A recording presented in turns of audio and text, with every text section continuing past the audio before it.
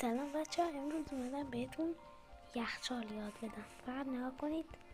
اول یه دیواری درست میکنید، حالا با هر بلاکی دوست داشتید.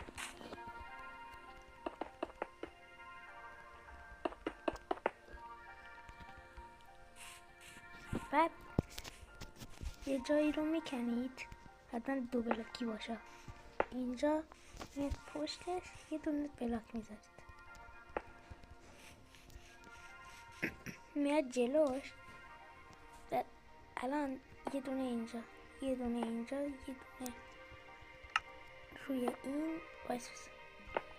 قبلش فقط باید داخلش کلی غذا بریزید، مثلا هویجی.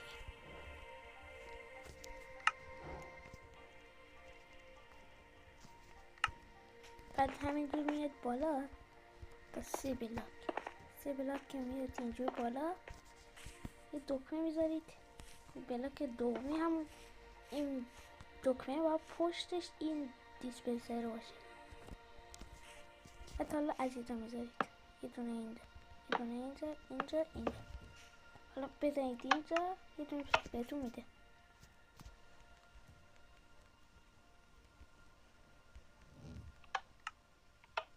فقط یه باگ داره، یعنی باگ این باگ داره. ببینید، فقط برای که باگش برطرف شه شما بیاید پشتش هم اینجوری یه دیواری بسازید.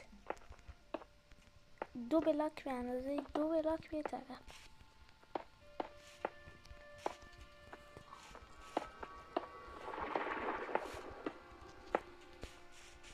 حالا بزنید.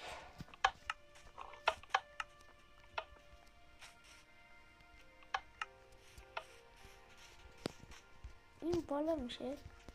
خب اشکال نداره، اینجا بیسه یادم رفت بذارم.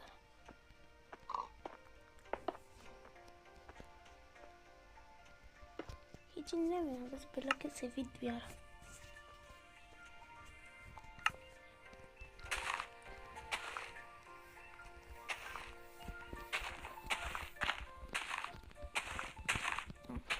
الان شد.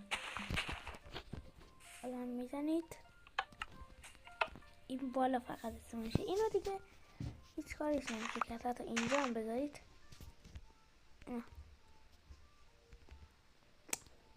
بابا بازم میاد اون بالا، هیچ کاریش نمیشه وگرنه. ولی خیلی خوبه اینا. اینجا میاد ببینید وقتی که سراویل تا این میزنید